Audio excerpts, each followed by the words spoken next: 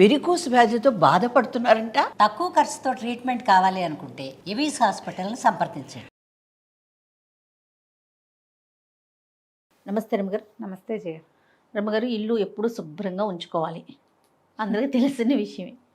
ముఖ్యంగా వంటిల్లు కదండి, వంటింట్లతోనే మన ఆరోగ్యం ఆధారపడి ఉంటుంది. మీ దగ్గర ఉన్న క్లీనింగ్ టిప్స్ ఏంటండి? మీరు ఎలా చేస్తారు? ఏమిటో చేస్తాను జయ. ఎవరైనా వస్తారంటే ఎక్కువ చేస్తాం. ఎవరైనా ఈ రోజువారీ ఇల్లు ఎప్పుడు వంటిల్లు శుభ్రంగా ఉండాలంటే మనకి భయంకరమైన ఓసిడి ఉండాలి జయ. ఓసిడి ఉంటే చాలా శుభ్రం పిచ్చుంటే ఉంటుంది వంటిల్లు శుభ్రంగా. కొంచెం ఒక మాదిరి శుభ్రం పర్వాలేదు, కాస్త ఎవరైనా వచ్చినప్పుడు ఒక 5 నిమిషాలు పని చేస్తే ఇల్లు సెట్ అయ్యేలాగా ఉంచుకోండి ఎప్పుడు కూడా. అంతేగాని ఎప్పుడు సినిమాలలోనో లేకపోతే యూట్యూబ్ వీడియోలో మా కిచెన్ టూర్ అంటే బ్యూటిఫుల్ కిచెన్లు చూపిస్తారు కదా, అది మానవ మాత్రల వల్ల అవుతుందా జయ? వాళ్ళు ఇంకా వేరే పని చేయకూడదు. అవును, ఎప్పుడు వంటింటోని బట్టి డేక్కుంటూ ఉండాలి, అంత దేవద్దు. కానీ కొన్ని ఖచ్చితంగా కొన్ని చేసుకోవాలి. స్టవ్ రోజు తుడుచుకోవాలి. అవును, స్టవ్ కింద, స్టవ్ వెనకాల ఎవ్రీడే తుడుపు. స్టవ్ కడిగేసుకుని ముగ్గేస్తుంటారు చాలామంది. ముగ్గు చాలా ఇంపార్టెంట్గా ఉంటుంది. గ్లాసు స్టవ్, దాని మీద ముగ్గు. ఆ ముగ్గు ఎప్పుడు ఉండేది? ఇది వరకటి రోజుల్లో మనం ఏం చేసేవాళ్ళం, మట్టిపోయి అలుక్కుని దాని మీద ముగ్గు వేసుకునేవాళ్ళు. ఇప్పుడు గ్యాస్ స్టవ్ మీద కూడా ముగ్గు వేసుకుంటారు. పెద్దవాళ్ళు ఆ పాత అలవాటుతోటి వేసుకుంటారు. మీ చాయిస్లు ముగ్గులు వేసుకుంటారో వేసుకోరో, కానీ ఈ అలుగుడ్డలు ఏవి పెట్టి తుడుస్తామో వాటిని ఎప్పటికప్పుడు మార్చేయండి దయచేసి. అలుగుడ్డల్లోనే ఎక్కువగా బ్యాక్టీరియాలు ఉంటాయి. వాటిని ఉతికేసుకోవటం, ఎప్పటికప్పుడు ఫ్రెష్ శుభ్రమైన క్లాతులు వాడుకోవటం. ఏంటి చుడిదార్లు అవి ఇవి వేసుకుంటారు పిల్లలు, చున్నీలు, పల్చటి కాటన్ పీసులు కట్ చేసి పెట్టుకోవటం, తుడుచుకున్నాక బయటపారేయటం. సేపు అవే గుడ్డలు మురిగ్గా ఉండకూడదు. ఈ మురిగ్గా ఉండే బట్టలు చేత్తో పట్టుకున్నప్పుడే మనకి ఎక్కువ ప్రాబ్లమ్స్ వస్తాయి. ఎక్కువ ప్లాస్టిక్ సామాన్లు చేర్చుకోవద్దు. ఇప్పుడు మనకి ఏవో ఒకటి వస్తుంటాయి బయట నుంచి, డబ్బాలు బాగున్నాయని ఉంచకండి. ఉంచుతారు కదా, అవన్నీ మళ్ళీ తోముకుని ముంచుకుంటూ ఉండటం. ప్లాస్టిక్ వస్తువు డబ్బాలలో తిండి సామాగ్రి నిలవబెట్టకండి. పప్పులు ఉప్పులు ఏమైనా పెద్ద ఎత్తున కొనుక్కునేటట్టుంటే ఎప్పటికప్పుడు వాటిని ఎండలో పెట్టుకుని డబ్బాలో పోసుకోండి. చిన్న డబ్బాలు చేతికి అందుబాటులో పెట్టుకోండి. ఈ డబ్బాలు తీసేటప్పుడు మనం ఇక్కడ ఏదో వేస్తాం, చెయ్యి పైకి వెళ్తే తడి చెయ్యి తగిలి వాటికి మరకలు పడతాయి. ఒక డే పెట్టుకోవటం, నెలకు ఒక్కసారి మొత్తం డబ్బాలన్నీ తోమించుకోవటం, లేకపోతే ర్యాకులన్నీ శుభ్రంగా తుడుచుకోవటం. నెలకు ఒక్కసారి ఖచ్చితంగా ఫుల్ కిచెన్ క్లీనింగ్ చేసుకుంటే బాగుంటుంది. మీ వల్ల అవుతుందా? అదో రకంగా చూస్తున్నావు నువ్వు నాకేసి.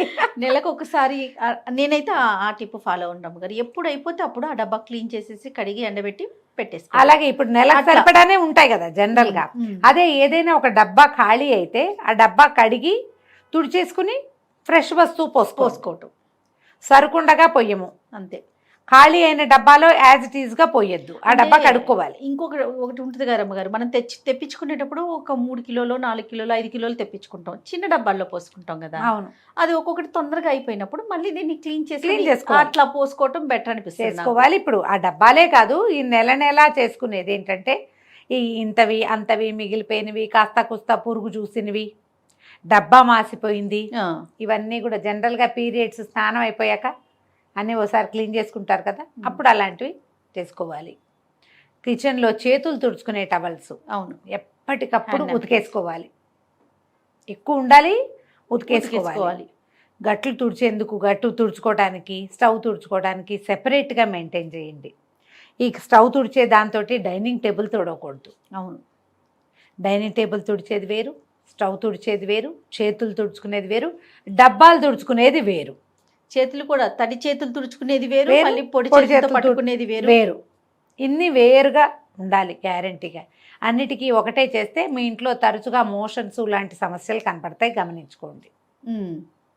కనిపిస్తాయి. ఈ ర్యాకులు అవన్నీ కూడా ఇప్పుడంతా వచ్చినాయి కదా, మాడ్యులర్ కిచెన్స్ శుభ్రంగా ఉండటానికి, ఏదో నీట్గా కనపడడం కోసం. వీటికి కూడా నెలకు ఒకసారి స్ప్రే చేసి తుడుచుకోవటం. కాలిన్ లాంటివి మనం చేసుకోవచ్చు కూడా కొన్ని. ఈ మధ్య మా ఇంట్లో బయో ఎంజైమ్స్ ఎక్కువ చేస్తున్నారు జయ. మా వాళ్ళందరూ అక్కయ్యలంతా బయో ఎంజైమ్ చేస్తున్నారు. నాకు కూడా బోల్డ్ అని నిమ్మకాయలు వచ్చినప్పుడు, చాలా నిమ్మకాయలు వచ్చినాయి ఊరి నుంచి, అప్పుడు నిమ్మతోకలతోటి బయో ఎంజైమ్ చేసుకున్న లెమన్ది నేను. ఓకే, ఎలా చేశారండి? ఏం చేశారు? బయో ఎంజైమ్ అంటే ఇవి మనకి ఆ వీడియోలు దొరుకుతాయి, కానీ బోల్డెన్ ఉన్నాయి బయో ఎంజైమ్ చేసే విధానాలు. అది చెప్తా. 1 లీటర్ నీళ్ళకి 300 గ్రాముల కూర తొక్కులు కానీ, అదే నిమ్మకాయ డిప్పలు కానీ, పళ్ళు కానీ, మనం దేంతో చేయదలుచుకుంటే అవి 300 గ్రామ్స్, ఒక 100 గ్రాములు బెల్లం, ఇవన్నీ ఒక డబ్బాలో వేసి పెట్టుకోవాలి. 300 గ్రామ్స్ నిమ్మ తొక్కులు ఉన్నాయనుకో, నిమ్మ చెక్కలు ఉంటాయి కదా, పిండేసి పెట్టావా, ఆ పిండేసిన చెక్కలు కావాలంటే సన్నగా కూడా కట్ చేసేసుకోండి. అన్ని కట్ చేయకపోయినా ఏం నష్టం లేదు, అలాగే వేసుకోవచ్చు. 100 గ్రాములు బెల్లం వేసి 1 లీటర్ నీళ్ళు పోసి కదలకుండా చీకటిగా ఉండే చోట పెట్టాలి. మొదట రోజు ఆ మూతలు తీస్తుండాలి. అందులో ఎయిర్ ఫామ్ అవుతూ ఉంటుంది, ఏమనాలి దాన్ని, గ్యాసెస్ ఫామ్ అవుతాయి. ఆ కొన్ని రోజులు గ్యాస్ ఫామ్ అవటం ఆగిపోయిన తర్వాత ఈ మూత టైట్గా చేసి పక్కన పెట్టేసుకోవాలి. గ్లాస్ బాటిల్స్లో పెట్టకూడదు, ప్లాస్టిక్ బాటిల్లో పెట్టుకోవాలి. నేను ఊరికే రఫ్గా చెప్తున్నా, మీరు చూసుకోండి బయో ఎంజైమ్ చేయటం ఎట్లాగా అని. ఆ బయో ఎంజైమ్ చేసిన తర్వాత నాకు ప్రాణం హాయిగా ఉంది. స్టవ్ గట్టు చాలా క్లీన్గా ఉన్నాయి మావి. ఈ డిష్ వాషింగ్ లిక్విడ్ కొద్దిగా వేసి, కొంచెమే ఒక స్ప్రే బాటిల్స్ వస్తాయి కదా, వేసి బయో ఎంజైమ్ వేసి కనుక స్టవ్ గట్టు అవి క్లీన్ చేసుకుంటే ముసమలు తగ్గిపోయినాయి, ఈగలు దోమలు చాలా తగ్గిపోతాయి, వంటింట్లో తిరిగే ఫ్లైస్ సమస్యలు చాలా తగ్గుతాయి. బయో ఎంజైమ్స్ చాలా బాగుంటాయి. చూడండి, మీరు వాటిని చాలా విషయాల్లో వాడుకోవచ్చు. ఆఖరికి వాషింగ్ మిషన్లో కూడా వేసుకోవచ్చు దాన్ని. ఇల్లు తుడిచేటప్పుడు కొద్దిగా ఒక డ్రాప్ బయో ఎంజైమ్ వేసి తుడిస్తే ఇల్లు క్లీన్గా ఉంటుంది. లెమన్ తోటి అయితే బ్రహ్మాండంగా ఉంది. నా దగ్గర అదే ఉంది, నేను వేరే ఏం చేయలే, అంత ఓపిక లేదు. ఈ ఒకటి కూడా బోల్డ్ అని నిమ్మకాయలు వచ్చినాయి, ఆ రసం అంతా తీసి పెట్టా, డిప్పలు వేస్ట్ అయిపోతాయని ఈ పని చేశా. ఓకే, అలాంటివి ఏమైనా అలవాటు చేసుకోండి. హౌస్ క్లీనింగ్ కెమికల్స్ కాకుండా ఎక్కువ కెమికల్ థింగ్స్ కాకుండా. తర్వాత ఏమో యాపిల్ సైడర్ వెనిగరు, అందులో 2 నిమ్మకాయ తొక్కులేసి నీళ్ళల్లో యాపిల్ సైడర్ వెనిగర్ వేయటం, 2 నిమ్మ డిప్పలు వేసేయటం, అది స్ప్రే చేసి తుడుచుకోవటం. జిడ్డు బాగా కట్ అవుతుంది, క్లీన్గా ఉంటాయి. మనం కాలర్ వేసి అడ్వర్టైజ్మెంట్ చూపిస్తాడు ఇట్లా అందుకని కర్రమని సౌండ్ వస్తుంది, ఆ కర్ర సౌండ్ వస్తుంది ఇక్కడ, బాగా వస్తాయి. స్టవ్ గట్లు క్లీన్ చేసుకోవటం ఎప్పటికప్పుడు. మనం ఒక పూట బద్దకిస్తాం ఎప్పుడు కూడా, ఈ పని అంతా ఎవరు చేస్తాడరా దేవుడు అనిపిస్తుంది. అనిపించచ్చమ్మా, అదేం తప్పు కాదు. అప్పుడప్పుడు అలా అనిపిస్తూ ఉంటేనే మనకి ఓసిడి రాకుండా ఉంటుంది.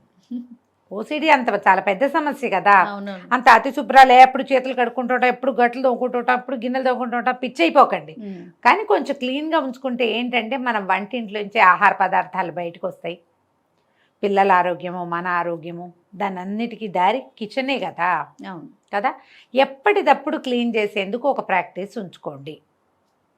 ఇది నేర్చుకోవాలి. ఎప్పుడైనా ఓసారి చీటింగ్ చేయొచ్చు, once in a while cheating చేయొచ్చు, కానీ రోజు వారడి ఎప్పటికప్పుడు క్లీన్ చేసుకోవటం. కిచెన్ సింకులు క్లీన్గా ఉంచుకోవాలి, కిచెన్ గట్టు ప్లాట్ఫామ్స్ క్లీన్గా ఉంచకపోతే అనారోగ్యాలు వస్తాయి. వాటిల్లో మనం ఎక్కువగా దొరికేది ఏంటంటే ఇగో motions, vomitings, stomach disturbances, stomach disorders, వాటిల్లోకి వెళ్తాం. కాబట్టి వీటిని కొంచెం చక్కగా ఉంచుకోవటం. చాకులు అవన్నీ, బెల్లం తరిగిన చాకు అలాగే పెట్టేకన్నా బెల్లం తరిగిన చాకుని శుభ్రంగా కడిగేసుకోవటము, లేదా తడిపెట్టి తుడిచేసుకోవటము. ఎక్కువసార్లు చాకులు కడిగితే పదును పోతాయి. అందుకని ఏం చేస్తాము, ఈ చిన్నది ఏదైనా క్లాత్ తడిపి తుడిచేసుకోవాలి. కూరలు తరిగిన, ఉల్లిపాయలు తరిగిన చాకు అలాగే పెడితే వాసన వస్తుంది. తర్వాత ఏమో ఈ మన కూరలు తరిగేందుకు ఇప్పుడు అంతా చెక్కలు, ప్లాస్టిక్లు బోల్డన్ వచ్చినాయి, ఇక షీట్లు, వాటిని ఎప్పటికప్పుడు తోముంచుకోండి. వాటిలో ఎక్కువ బ్యాక్టీరియా ఉంటుంది. వీటికి కూడా నేను చెప్పిన బయో ఎంజైమ్ వేసి కనుక తోమితే చాలా క్లీన్ అవుతాయి. ఒట్టిని అవన్నీ చావలేము మనం, ఈ బయో ఎంజైమ్లు అవన్నీ ఎవరు చేస్తాడంటే అంటే నిమ్మకాయ డిప్పలు ఉంటాయి కదా, నిమ్మ డిప్పలు నీళ్ళతోటి వాష్ చేసుకోండి. లెమన్ తగిలేసరికల్లా ఆటోమేటిక్గా ఈ యాసిడిటీ వల్ల కొంత క్రిములు అవి పోతాయి. హాట్ వాటర్లో వాష్ చేసుకోవటము. కొంచెం ప్లానింగ్ తోటి ఉంటే కనుక వంటిల్లు క్లీన్గానే ఉంటుంది. ఎప్పుడు మనం ఆ ధ్యాసలో ఉండాలి. వీటికి ప్రధానమైనది ఏంటంటే బేసిక్ శుభ్రత, వాష్, వైప్, కడగటంతో పాటు తుడవటం కూడా. నీళ్ళు ఓడుకుంటూ పెట్టామంటే ఇబ్బంది. అవును, ఎక్కువగా ఎక్కడ చూస్తామంటే రమ్మగారు, మనం గిన్నెలు తోముకునే పీచులు ఉంటాయి చూస్తారా, అవి వాటిని మార్చుకోవాలి. అవి ఎప్పటికప్పుడు ఎక్కువగా వాసన వచ్చే కూడా వాటి వల్లే. అవును, ఏం చేస్తామంటే ఈ తోమిన తర్వాత దాన్ని వాష్ చేయకుండా పెడతారు సబ్బు మీద, అది ఆ ప్రాక్టీస్ ఉంటే మానేసుకోండి. అవును, మానేయండి. జిడ్డు గిన్నెలు తోమటానికి వేరుగా ఒకటి ఉంచుకోవాలి, ఆ, ఎక్కువ జిడ్డు ఉన్నవి. గట్టి పీచు. గట్టి పీచు ఉంటాయి కదా, ఇనపీచులు బొళ్ళని ఉన్నాయి రకాలు. ఏదైనా సరే మీరు ఏది క్లీన్గా ఉంచాలో దాన్ని క్లీన్గా ఉంచకపోతే మనకు సమస్యలే వస్తాయి. గిన్నెలు శుభ్రంగా ఉండవు కదా. అవును. ప్లాన్డ్గా చేయండి. ఓసిడికి లోన్ కాకుండానే మనం హెల్తీగా ఉండొచ్చు. బాగా శుభ్రంగా ఉంటేనే హెల్త్ అని పొరపాటును కూడా అనుకోవద్దు. ఆ, శుభ్రంగా అనేదే పాయింట్. బాగా కాదు, తక్కువ కాదు. మీరు బాగా అయినా మీరు పిచ్చైపోతారు, తక్కువైతే అనారోగ్యం పాలవుతారు. మధ్య మీడియోకర్గా క్లీన్గా ఉంచుకోవాలి. ఈ మీడియోకర్ థింగ్స్ చాలా విషయాలు కూడా, బట్టలకు కూడా విపరీతంగా సర్ఫ్ పోసేయటం, అవును. ఈ డిష్ వాషింగ్ లిక్విడ్ పోసేయటం, అతిగా సబ్బు వాడకము, అతిగా డిష్ వాషింగ్ లిక్విడ్స్ వాడడము, వీటితోటి కూడా క్యాన్సర్లు వస్తాయి. అవన్నీ కార్సినోజెనికే, అన్ని కార్సినోజెనికే. ఏవి మనం వాటిలోంచి బయటపడలేము. శుభ్రంగా కడుక్కోవాలి కదా. ఎన్ని నీళ్లు పోస్తే కడుగుతాం? ఇంతంత నురుగులు తెప్పించటం, నురుగు పిచ్చి అవును.